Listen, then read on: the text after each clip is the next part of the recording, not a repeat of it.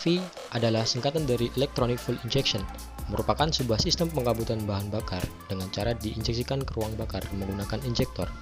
Injektor bekerja berdasarkan perintah dari ECU, sementara ECU mendapatkan input dari sensor-sensor yang ada. Pada EFI terdapat beberapa sensor, yaitu sebagai berikut. Yang pertama, sensor CKP. Kedua, sensor TPS. Ketiga, sensor CMP. Keempat, sensor ETC.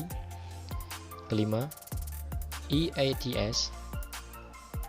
Keenam, sensor oksigen. Ketujuh, sensor MAP. Kedelapan, air flow meter. Dan 9, knock sensor. Sensor CKP. Sensor CKP berfungsi untuk mendeteksi putaran crankshaft atau RPM dan timing pengapian. Sensor CKP merupakan salah satu sensor utama pada kendaraan yang sudah menggunakan sistem EFI. Sensor ini merupakan tipe sensor putaran. CKP mendeteksi kecepatan putaran dan top piston supaya koil dan injektor yang berada di dalam sistem dapat melakukan fungsinya dengan timing yang tepat. Jika putaran tinggi, tentunya kendaraan membutuhkan pembukaan injektor yang lebih cepat juga, menyesuaikan dengan putaran mesin.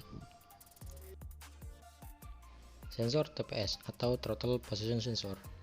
Sensor ini terdapat pada throttle body dan terhubung dengan throttle valve atau katup gas. Karenanya, apabila terjadi perubahan sudut pada throttle valve, maka TPS akan mendeteksinya dan mengirimkan sinyal listrik ke ECU untuk melakukan kalkulasi. Hasil kalkulasi ini akan dikirimkan ke injektor dalam bentuk sinyal listrik sehingga terjadi penginjeksian bahan bakar. Sensor CMP. Sensor CMP juga merupakan salah satu sensor utama, di mana jika terjadi kendala pada sensor ini, mungkin akan berakibat mobil sulit hidup, ataupun injektor yang tidak bekerja sehingga mobil tidak bisa hidup sama sekali. Sensor CMP bekerja berdasarkan induksi elektromagnet. CMP berfungsi untuk mendeteksi putaran camshaft. Dari pendeteksian putaran camshaft ini, CMP akan mengetahui dengan tepat posisi langkah piston saat di TMA atau titik mati atas, atau langkah isap, di mana pada saat ini terjadi penginjeksian. Sensor ACT. Sensor ACT berfungsi untuk mendeteksi suhu air pendingin. ACT akan mendeteksi perubahan suhu pada cairan pendingin kendaraan. Sensor ACT menggunakan pendeteksian panas tipe NTC atau Negative Temperature Coefficient. Metode pendeteksiannya yaitu ketika suhu air pendingin naik, maka tahanan atau resistansi pada sensor akan turun. Sensor IATS atau Intake Air Temperature Sensor. Sensor ini terdapat di intake manifold. IATS akan mendeteksi suhu udara agar ECU bisa menentukan kadar bensin yang harus diinjeksikan. Udara dingin memiliki konsentrasi oksigen yang lebih padat. Karena pada kondisi ini, kendaraan membutuhkan bahan bakar yang lebih banyak. IATS mengkonversi suhu yang dideteksi menjadi sinyal listrik yang kemudian dikirimkan ke ECU. Oksigen sensor. Oksigen sensor merupakan jenis sensor koreksi, di mana sensor ini ditempatkan pada bagian exhaust kendaraan. Kendaraan kita menggunakan sistem internal combustion engine sebagai penggerak, dan tentu inti dari jenis ini adalah tenaga yang dihasilkan diperoleh melalui proses pembakaran. Kita tahu, semua jenis pembakaran akan menghasilkan gas sisa pembakaran. Gas sisa pembakaran inilah yang akan keluar melalui exhaust. Konsentrasi gas buang akan dideteksi oleh oksigen sensor untuk kemudian oksigen sensor akan memberikan sinyal ke ECU. Sehingga ECU dapat mengatur perbandingan campuran udara dan bahan bakar ke tingkat paling optimal. Tentunya, dengan ditempatkannya oksigen sensor, kita bisa tahu bahwa kendaraan bekerja dengan AFR yang ideal atau tidak dengan melihat nilai konsentrasi oksigen di dalam gas buang. Sensor MAP. Fungsi sensor MAP adalah sebagai berikut. 1. Mengukur besarnya tekanan udara di intake manifold. 2. Mendeteksi kondisi kevakuman di intake manifold. 3. Mengirimkan data tekanan udara di intake manifold ke atau air flow meter. Sensor ini terdapat pada EFI tipe L. Sensor AFM biasanya ditempatkan pada filter udara dan juga throttle body.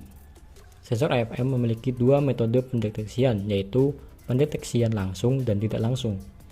Pada tipe deteksi langsung ini, untuk melakukan pendeteksiannya menggunakan beberapa cara, yaitu sensor airflow dengan menggunakan fan, sensor airflow meter tipe Karman Vortex, dan sensor airflow meter dengan pendeteksian berat yaitu dengan hot wire type dan dengan hot file type. Sedangkan untuk pendeteksian secara tidak langsung yaitu sensor airflow meter dengan menggunakan tipe speed density atau sensor airflow meter tipe throttle speed. Knock sensor. Knock sensor mengandalkan komponen yang bernama piezoelektrik untuk mendeteksi getaran atau knocking pada mesin.